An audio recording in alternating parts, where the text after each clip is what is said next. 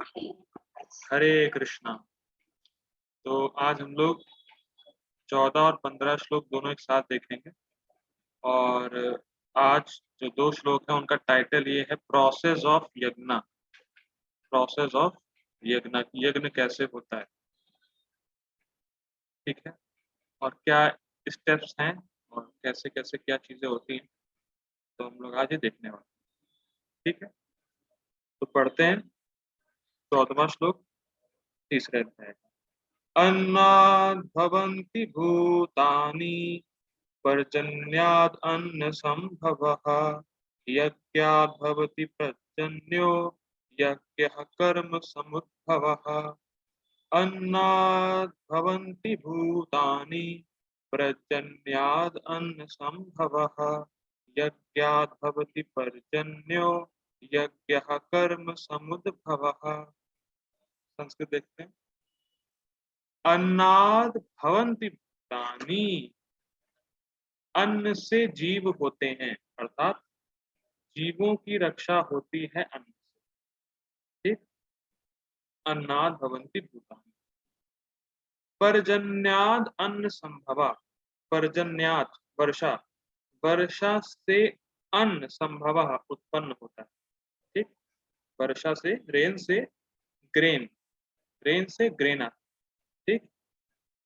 यज्ञात् भवति पर्जन्यो, यज्ञ करने से वर्षा, ठीक। यज्ञ कर्म समुद्भवः, और हमारे कर्मों से यज्ञ उद्भूत होता है। मतलब जो कर्म वेदों में बताए गए हैं उनको करने से यज्ञ होता है। तो क्या चीज हम लोगों ने देखी? अन्नाद् भवन्ति भूतानि, अन्न से जीवों के भौतिक शरीर की रक्षा होती है, पहली चीज। अन्न से रक्षा हुई जीवों के शरीर की। पर्जन्यात् अन्न संभव, अन्न कहाँ से आया? वर्षा से आया। यज्ञात् भवति पर्जन्यो, वर्षा कहाँ से आई? यज्ञ करने से आई। यज्ञ कहाँ से आया? यज्ञ कर्म समुद्भवः, जो हमारे कर्म है, जो वेदों में कर्म दिए गए हैं उसको करने से यज्ञ है। तो ये पूरी एक साइकिल है, समझ आ रही है। ग्रेन से जीवों के शरीर की रक्षा हुई, फिर ग्रेन कहाँ से आया? वर्षा से आया।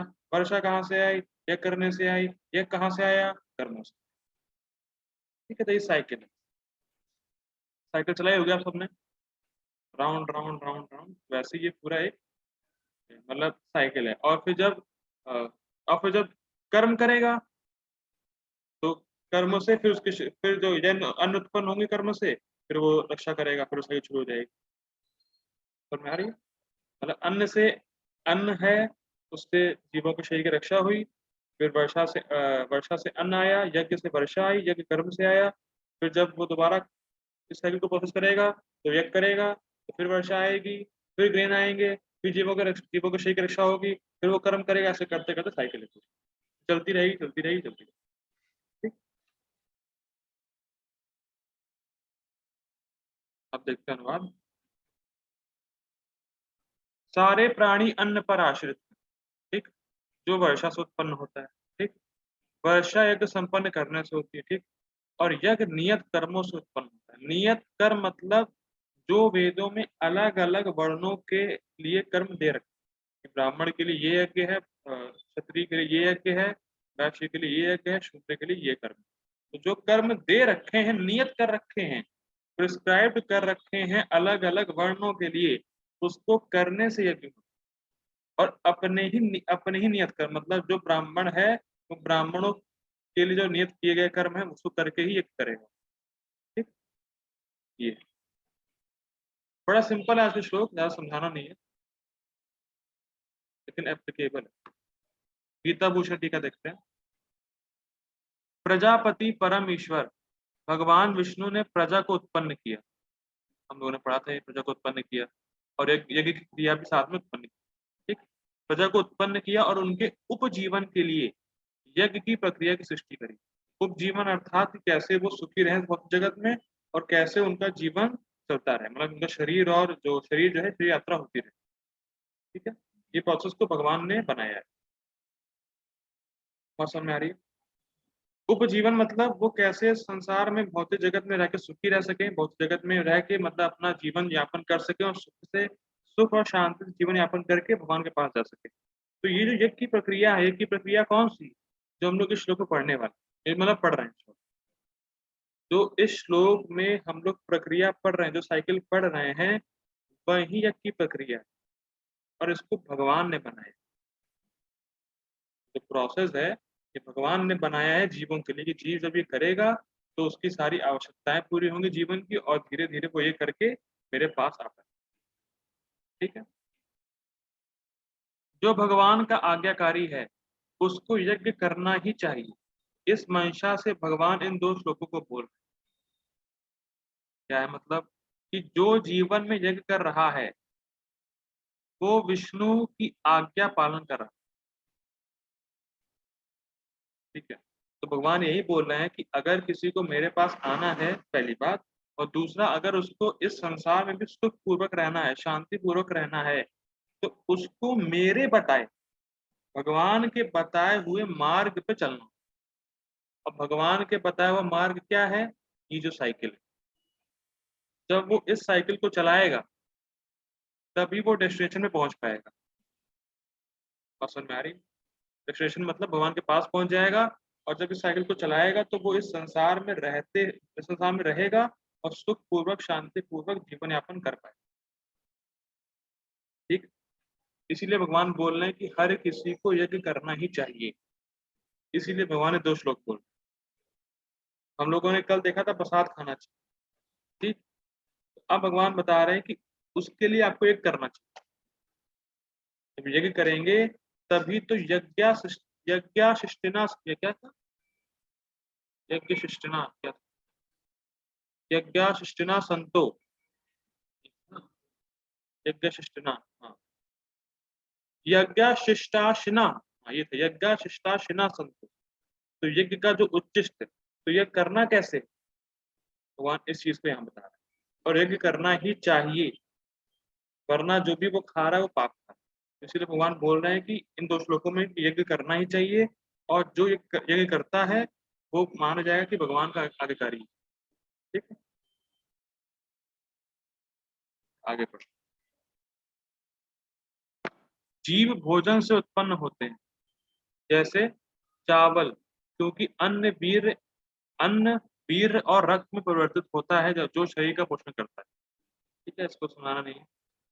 अन्न वर्षा से उत्पन्न होता है, ऐसा कहा गया है कि ये अच्छा है। अग्नौ प्रास्ताहुति सम्यक आदित्यम उपतिष्ठते, आदित्या जायते वृष्टिर, वृष्टिर अन्नम ततः प्रजा। अग्नि में दी गई आहुति, कोई यज्ञ करता है व्यक्ति और अग्नि में देता है आहुति, तो सूर्य को प्राप्त होती है। वो आहुति सूर्य को प्राप्त, समझ में आ रहा है? जब भी आप कोई आहुति देंगे अग्नि में तो वो सूर्य देव को प्राप्त होती है।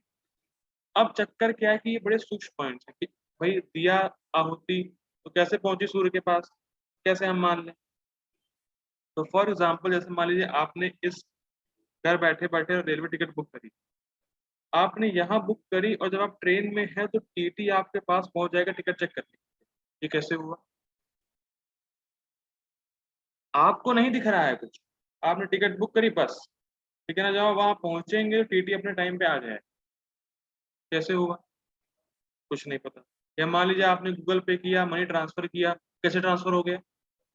ट्रांसफर हुआ भी नहीं हुआ पता नहीं, खाली जो डिजिट है वो चेंज हो गए खाली। बात समझ में आ रही? कुछ सूक्ष्म चीजें हैं जिसको हम लोग जान नहीं रहे हैं कि कैसे हो रहा है, लेकिन वो हो रहा है। जैसे आपने गूगल पे किया, मनी ट्रांसफर किया, तो जैसे आपके में मान लीजिए 50 रुपए थे, आपने 10 रुपए ट्रांसफर किए, अब 40 हो गया, और वहां 10 बढ़ गया उसके में, तो डिजिट्स बढ़े, पैसे पहुंचे नहीं पहुंचे पता नहीं, फॉर इंस्टेंस उस समय के लिए। तो ये सब चीजें दिख नहीं रही लेकिन हो रही, तो स्वीकार करना पड़ेगा शास्त्रीय श्रद्धा के साथ। तो जो अग्नि में आपने आहुति दी वो सूर्य को प्राप्त होती है, और वर्षा सूर्य से उत्पन्न होती है, ये सबको पता ही है। वर्षा से अन्न उत्पन्न होता है, और अन्न से प्रजा की उत्पत्ति होती है। ठीक है, मनुस्मृति 376 आई थिंक। बात समझ में आ गई नहीं आ गई है कि आपने आहुति दी, फिर वो सूर्य देव को मिली, फिर उससे वर्षा उत्पन्न हुई, वर्षा से अन्न उत्पन्न होगा और अन्न से फिर प्रजा उत्पन्न। ठीक है, जो आप खाते हैं उसी का वीर्य बनता है, फिर उसके हिसाब से फिर वो आगे प्रजनन होता है। तो वही बात लिखी। ठीक है, परपट by his divine grace A C Bhaktivedanta Swami Srila Prabhupada की जय।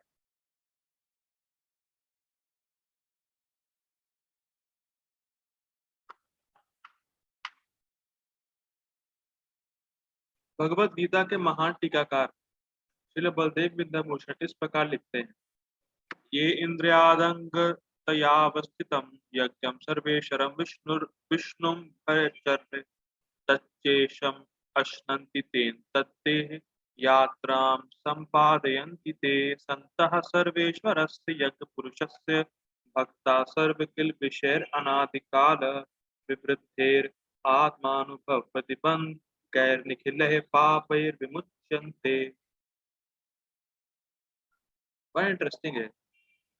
जो हम लोगों ने कल पढ़ा था कि जब भगवान का भोग खाते हैं हम लोग तो सारे पाप नष्ट हो जाते हैं, सारे सर्व किल विषय। और ये देखा था कि जो संत लोग होते हैं वो सिर्फ भगवान का प्रसाद ही खाते हैं। तो उसी उसी कल की जो कल हम लोगों ने पढ़ा था टीका में, उसी को प्रभुपाद जी आज अपने परपोट में ले रहे हैं, मतलब अगले श्लोक के परपोट में ले रहे हैं। देखिए क्या है, परमेश्वर जो यज्ञ पुरुष अथवा समस्त यज्ञों के भुक्ता कहलाते हैं, सभी देवताओं के स्वामी, और जिस प्रकार शरीर के अंग पूरे शरीर की सेवा करते हैं उसी तरह सारे देवता उनकी सेवा करते हैं। उन्होंने कल देखा था इंद्र चंद्र तथा वरुण जैसे देवता भगवान द्वारा नियुक्त अधिकारी जो सांसारिक कार्यों की देख रेख करते हैं।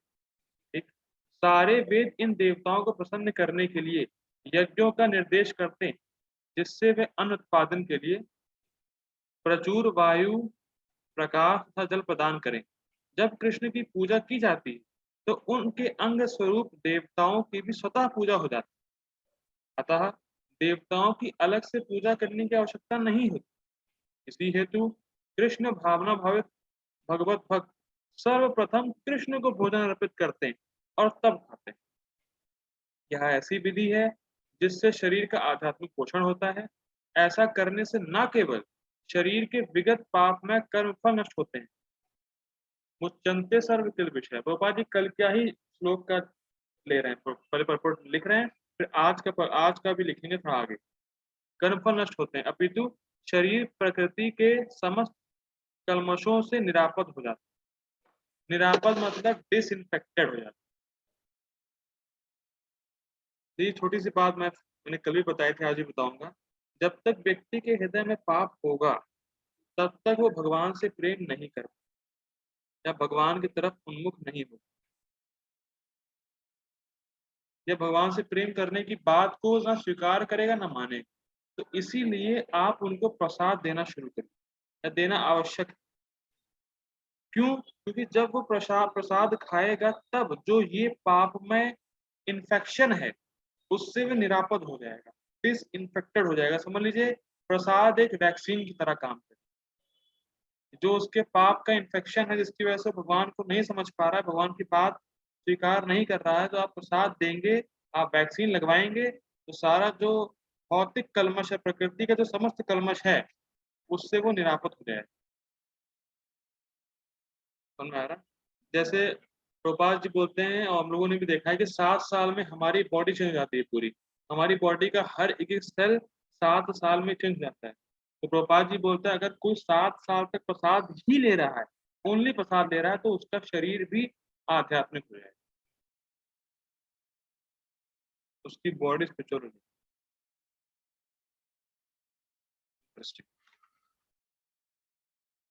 सिर्फ 7 साल तक कोई प्रसाद ही ले रहा है क्योंकि हर एक सेल स्पिरिचुअल हो जाएगा।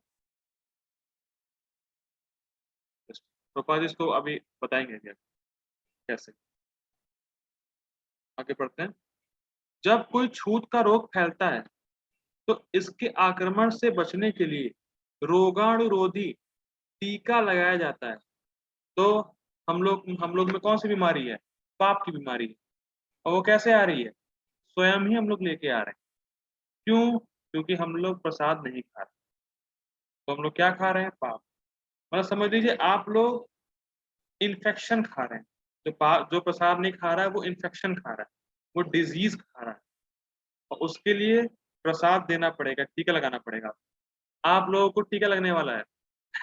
जैसे पोलियो का टीका लगता है, वैसे टीका लगवाएंगे हम आप लोग। ठीक है, रोगाणुरोधी टीका लगाया जाता है। इसी प्रकार भगवान विष्णु को अर्पित करके ग्रहण किया जाने वाला भोजन हमें भौतिक संदूषण से, मतलब जो भौतिक इन्फेक्शन है उससे निरापद, मतलब डिसइंफेक्टेड बनाता है। और जो इस विधि का अभ्यस्त कर अब जो इस विधि का अभ्यस्त है, मतलब जो डेली इसको फॉलो कर रहा है, वह भगवत भक्त कहलाता है। अतः कृष्ण भावना भावित व्यक्ति जो केवल कृष्ण को अर्पित किया भोजन करता है, जो आत्म साक्षात्कार के मार्ग में बाधक बनते हैं। कुछ कट गया? ये बोल कितने का? ये कुछ कट गया है मेरे ख्याल से। अतः कृष्ण की भावना में जो कृष्ण को अर्पित भोजन किया भोजन करता है, जो आत्म, तो बिल्कुल उल्टा ही बना दिया है।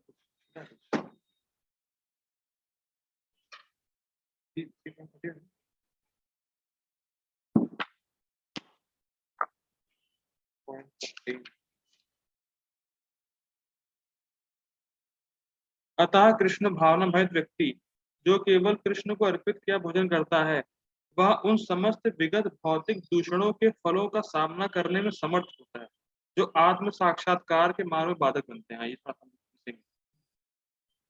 मतलब जो कृष्ण भावना भरित व्यक्ति है, जो केवल कृष्ण का प्रसाद खा रहा है, तो वो भौतिक जो दूषण है, मतलब जो मटेरियल कंटेमिनेशन है, उसका वो सामना करने को तैयार है, मतलब सामना कर सकता है। कैसे? भागवतम का जो कल श्लोक देखा था कि वो माया से बचने में समर्थ, याद आ रहा होगा। जो कृष्ण को अर्पित की हुई चीजों को ग्रहण करता है वो माया से बच सकता है। तो वैसे ही जो प्रसाद खा रहा है वो भौतिक संदूषण जो है, दूषण जो गंदगी है, भौतिक गंदगी है, उसके फलों का सामना कर सकता है। हाँ, सामना कर सकता है, सामना करने में समर्थ। और वही जो दूषण है, आत्म साक्षात्कार के मार्ग में बाधक बनता है। ठीक। इसके विपरीत जो ऐसा नहीं करता, वह अपने पाप पूर्ण कर्मों को बढ़ाता रहता है। क्या खा खा के? पाप के दाल, पाप की चावल, सब खा के। जिससे उसे सारे पाप फलों को भोगने के लिए अगला शरीर कुकरों सूकरों के समान है। कुत्ता और सुअर का वो शरीर मिलेगा उसको, जो सिर्फ पाप खा रहा है। तो आप लोग देख लीजिए आगे मैं क्या बोलूँ। ठीक। यह भौतिक जगत नाना कल्मशों से पूर्ण है, और जो भी भगवान के प्रसाद को ग्रहण करके उनसे निरापद हो लेता है, वह उनके आक्रमण से बच जाता है। किंतु जो ऐसा नहीं करता, वह कलमश का लक्ष्य है। सिंपल है। कोरोना से बहुत लोग डर रहे थे। लोगों ने क्या कहा? विटामिन सी की गोली लो, विटामिन सी की गोली लो, इम्यूनिटी सिस्टम बढ़ाओ। इसका इम्यूनिटी सिस्टम स्ट्रांग होगा, उसको कोरोना कुछ नहीं कर पाएगा। सेम प्रोपाल जी बोल, भैया जो प्रसाद खा रहा है उसको ये इन्फेक्शन काम नहीं करेगा उस शरीर पे। जो सिर्फ पाप ही खा रहा है, तो वो अपने इन्फेक्शन को और बढ़ा रहा है, वो अपनी इम्यूनिटी सिस्टम को और कम कर रहा है, तो कोरोना और अटैक करेगा। सिंपल लैंग्वेज में समझने वाला कि जो प्रसाद खा रहा है वो मटेरियल कंटेमिनेशन से बच जाएगा, और जो प्रसाद नहीं खा रहा है वो मटेरियल कंटेमिनेशन को बुलावा दे रहा है कि और अटैक करे। ठीक। अब प्रोपा जी आज के श्लोक का परपोर्ट अभियान शुरू कर रहे हैं। अभी तक प्रोपा जी ने कल के श्लोक का डिस्क्राइब किया था। अन्न अथवा शाक वास्तव में खाद्य है। मनुष्य विभिन्न प्रकार के अन्न, शाक, फल आदि खाते हैं, जबकि पशु इन पदार्थों के उच्चिष्ट को खाते हैं। जो मनुष्य मांस खाने के अभ्यस्त है, मतलब प्रैक्टिस है, उन्हें भी शाक के उत्पादन पर निर्भर रहना पड़ता है, क्योंकि पशु शाक ही खाते हैं। अतएव हमें अंततोगत्वा खेतों के उत्पादन पर ही आश्रित रहना है, बड़ी बड़ी फैक्ट्रियों के उत्पादन पर नहीं। बड़ा इंटरेस्टिंग। ओके, मैं इसी बताना भूल गया कि प्रभुपाद जी एक और वक्तव्य है प्रभुपाद जी, क्योंकि जीवन में जिसने एक बार भी प्रसाद खा लिया है उसका अगला मानव जीवन का आई होप सबने आप लोगों ने एक बार तो खा ही लिया होगा। तो आपका मानव जीवन तो पक्का है। तो आपको कुकर सुकर की तरह भोगना नहीं पड़ेगा अपने पाप को, क्योंकि जिसने एक बार ही प्रसाद खाया है। प्रभु जी एकादशी पे खाते हैं। ओके, एकादशी पे खाते हैं वो ठीक है, लेकिन इसमें ये सोचिए कि जब एक बार खाने से मनुष्य जीवन पक्का है, तो अगर रोज खाएंगे तो क्या होगा, इसको सोच के आपको रोज शुरू करना है। ठीक है, ओके प्रभु जी। मैं क्या बोल रहा था, हाँ, जो एक बार भी खाता है वो मनुष्य जीवन उसका पक्का है। और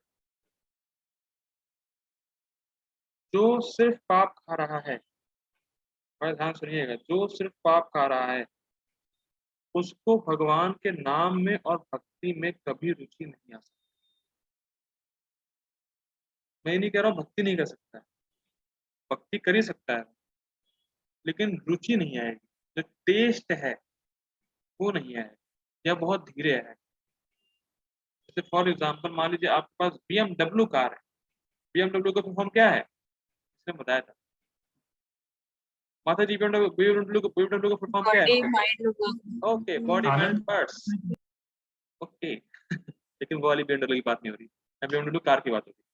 जिसके पास BMW कार है, बहुत अच्छी कार है, मान लीजिए बहुत पैसा लगा के उसने कार खरीदी, लेकिन अगर रोड में गड्ढे बहुत सारे पड़े तो क्या वो जल्दी पहुंचेगा प्रभु जी? गाड़ी बहुत सुंदर, नहीं प्रभु जी। अरे प्रभु जी गाड़ी कितनी सुंदर है, माइलेज कितना बढ़िया है, स्पीड बहुत तेज है उसकी, फिर भी नहीं पहुंचेगा। प्रभु जी रोड सही नहीं है ना। रोड सही, करेक्ट। वैसे ही जो भक्ति कर रहा है लेकिन साथ साथ पाप खाए जा रहा है, तो वो जल्दी गंतव्य तक नहीं पहुंचेगा, भले ही प्रोसेस कितना अच्छा हो भक्ति। गाड़ी एकदम मस्त, नई BMW बिल्कुल स्पीड वाली है, लेकिन पाप खा रहा है, वो गड्ढे के समान जल्दी नहीं पहुंचेगा। लेकिन अगर वो चलता रहेगा चलता रहेगा चलता रहेगा तो एक दिन पहुंच भी जाएगा, ये भी इंटरेस्ट। तो जो भक्ति करता रहेगा करता रहेगा करता रहेगा, वो अपने आप ही उसके पाप छूट जाएंगे, ये भी अच्छी बात। लेकिन जितना जल्दी पाप छोड़ देगा उतनी जल्दी वो अपने लक्ष्य तक पहुंचेगा, ये बात हो रही है।